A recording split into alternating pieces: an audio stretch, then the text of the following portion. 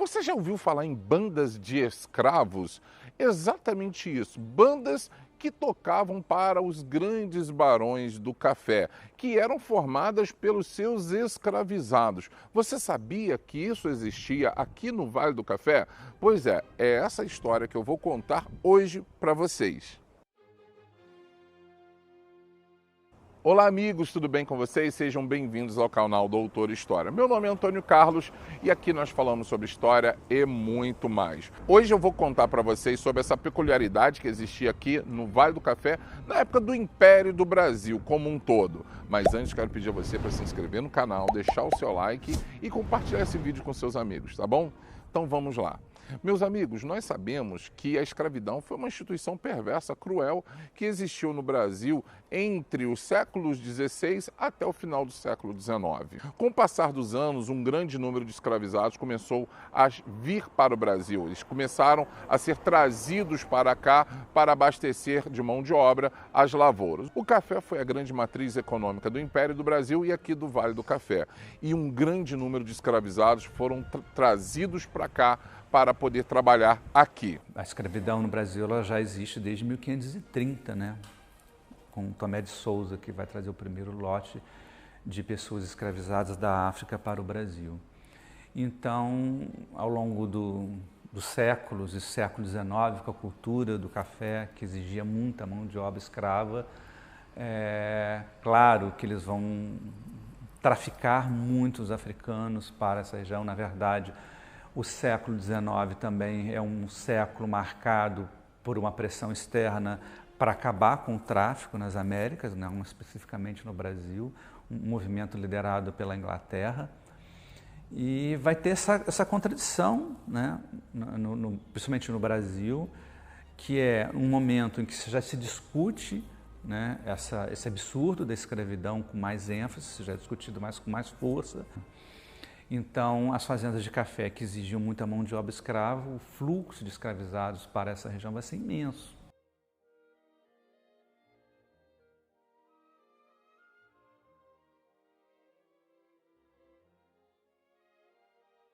E não bastasse os trabalhos forçados nas lavouras, os castigos aos quais eles eram submetidos, esses escravizados também, eles tinham que de alguma forma entreter os senhores. E esse entretenimento acontecia de diversas formas, e uma delas era através das bandas que os senhores criavam. Não só bandas, mas também corais. E aqui nós temos registros de vários eventos que contaram com a presença de bandas de escravizados. Como a região era muito rica, muito dinheiro corria aqui, alguns mestres que eram originários de Minas Gerais vinham para cá para poder ensinar música.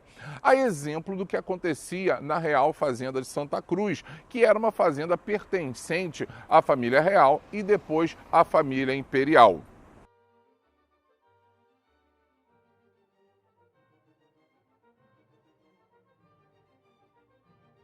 A gente também tem a Real Fazenda de Santa Cruz, que inicia com os trabalhos dos jesuítas. Esse trabalho de música nessa fazenda ficou muito conhecido porque ela tinha um coral, né, que muitos diziam na época ser um coral muito bom, e que também contribuiu para que essa música daqui do Vale do Paraíba viesse com essa carga toda. Porque para chegar aqui, as partituras, as músicas e todo esse empreendimento musical demorava muito tempo. A Fazenda Santa Cruz era o local mais próximo, depois de São Cristóvão, no Rio de Janeiro, era o local mais próximo, musicalmente falando, que fazia chegar esse conhecimento aqui.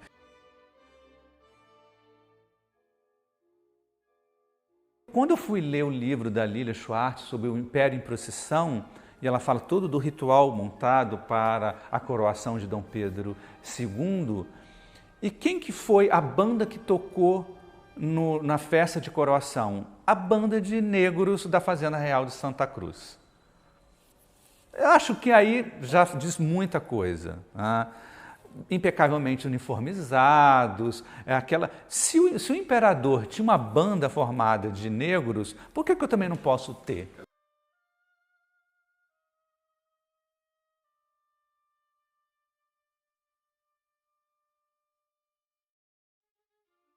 Como eu conto aqui no meu livro, o teatro simbólico, fazendeiros, provedores e barões do café, os senhores gostavam de imitar a realeza. Então, por esse motivo, eles também faziam tudo o que a corte fazia. A exemplo dessas bandas. Se você quer, olha, esse livro, ele conta muitas coisas, muitas características interessantes sobre as bandas de escravizados, sobre o Vale do Café, tá bom? E essas bandas, elas existiam por toda a região do Vale do Café, do chamado Vale do Café. Nós não temos um número exato de quantas bandas existiam, mas nós temos relatos que vários fazendeiros aqui na região se serviam dessas bandas para tocar nos eventos públicos e também nos eventos privados. No Vale do Paraíba a gente tem uma banda muito conhecida, que é do Tio Antônio Kim, que é de Bananal, da família Valim, né? E essa banda, ela ficou muito conhecida porque ela foi formada totalmente de pretos, totalmente de escravos e posteriormente ex-escravizados. Na família Valim, que é uma família conhecida aqui no Vale do Paraíba, tinha um casarão lá em Bananal. E nesse casarão, até hoje, ainda tem na estrutura desse casarão o local onde esses escravos ficavam para tocar. Se alguém tiver a oportunidade de ver esse casarão, ir lá e conhecer, vai ver que ele fica bem na praça central ali de Bananal e fica na parte superior, né? Na parte inferior não havia música, então havia sempre na parte superior um salão bem grande e nesse salão havia um tablado cobrindo a parte dos escravos, para que as pessoas não vissem os escravos tocando e nem os escravos vissem quem estava dentro do salão.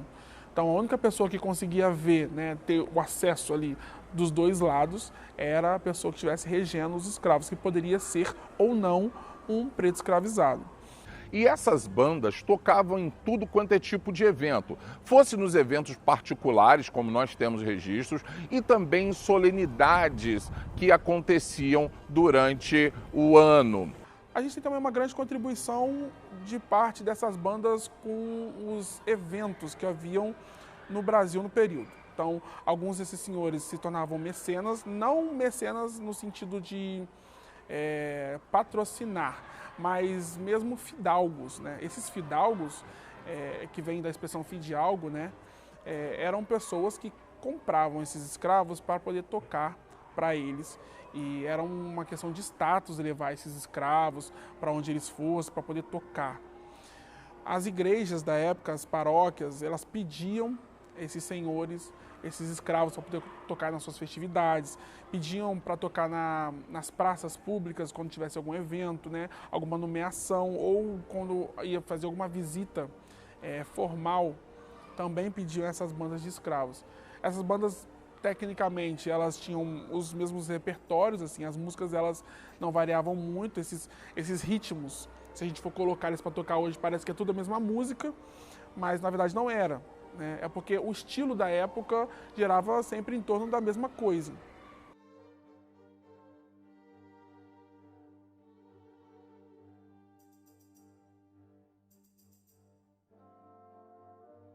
Eu estou nesse lugar aqui não é à toa. Existe um evento, um relato que em 1857 aqui era onde aconteciam os desfiles. Para você ter uma ideia, todo 7 de setembro a Guarda Nacional desfilava exatamente aqui nessa rua onde nós estamos hoje, no centro de Valença. E teve um evento muito peculiar que naquele ano os fazendeiros acharam que os guardas nacionais estavam mal vestidos. E aí eles se reuniram e decidiram mandar fazer um novo fardamento e fazer um novo desfile, até que no dia 2 de dezembro, aniversário do imperador Dom Pedro II, eles fizeram aqui um grande desfile por esse local. E a banda do Visconde do Rio Preto, que era uma banda de escravizados, uma banda muito grande, talvez uma das maiores da região, acabou tocando e desfilando. Uma peculiaridade é que eles tocavam descalços, porque os escravizados não podiam usar sapatos. E aí, naquele mesmo dia, segundo os relatos que nós temos dos jornais, foi dada uma festa para 2.000 pessoas exatamente aqui onde eu estou. Na noite, durante o dia eles tocaram, fizeram as paradas, os desfiles, e à noite fizeram uma festa, e essa banda acabou tocando praticamente o dia inteiro. Vejam vocês.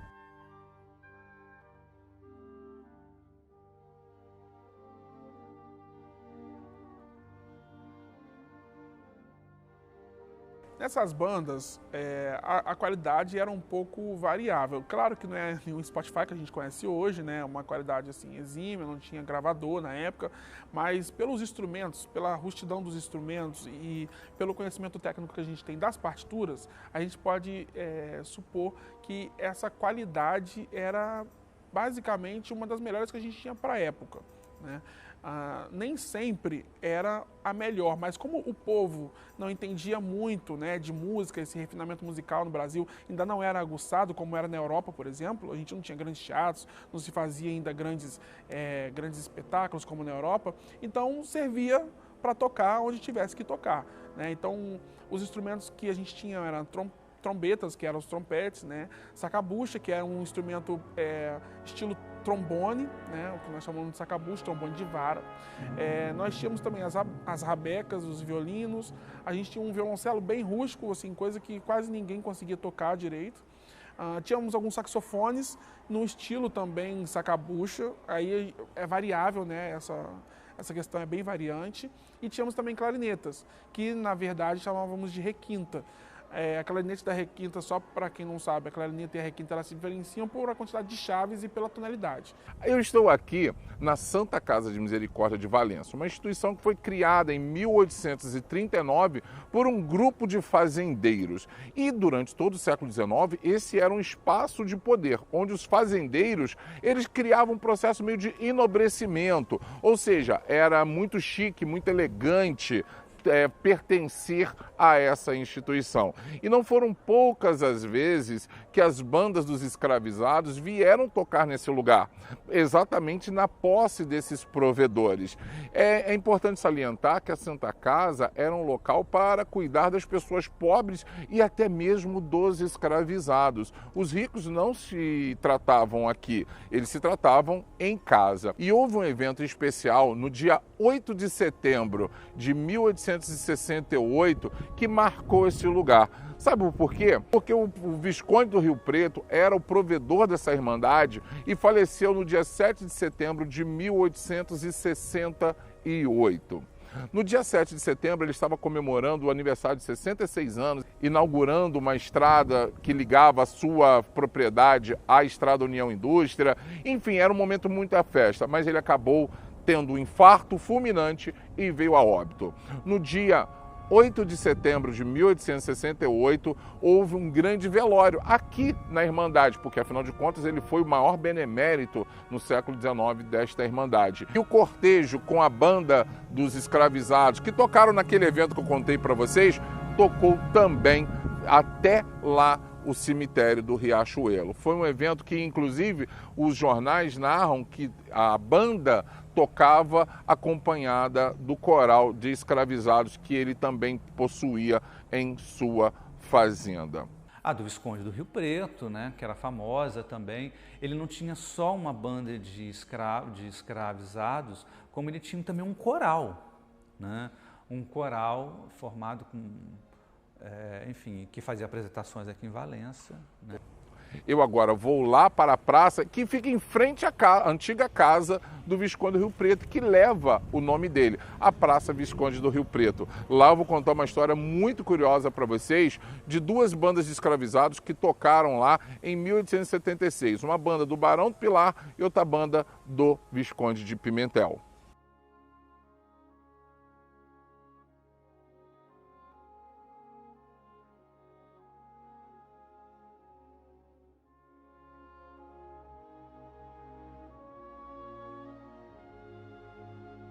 Quem passa aqui pela Praça Visconde do Rio Preto, mais conhecida como Jardim de Cima, no centro de Valença, nem sequer imagina um evento que aconteceu aqui em 1876.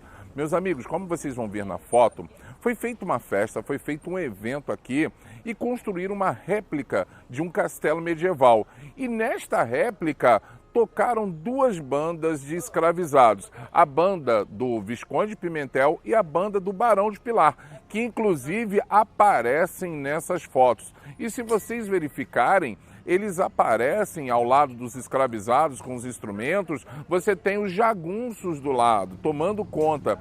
Esse foi um dos eventos mais icônicos que nós já tivemos aqui envolvendo bandas de escravizados.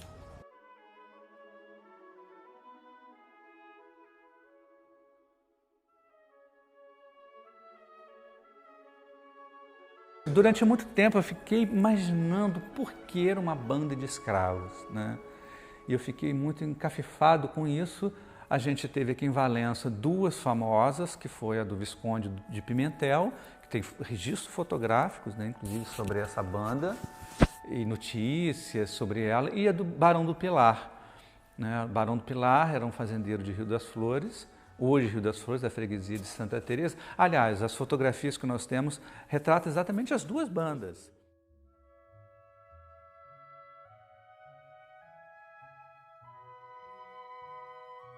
E assim nós terminamos mais um vídeo falando sobre a questão da escravidão no Vale do Café. As bandas de escravos eram uma realidade, serviam para ornamentar eventos, festas e, como vocês puderam ver nesse vídeo, isso acontecia em todo o Vale do Café.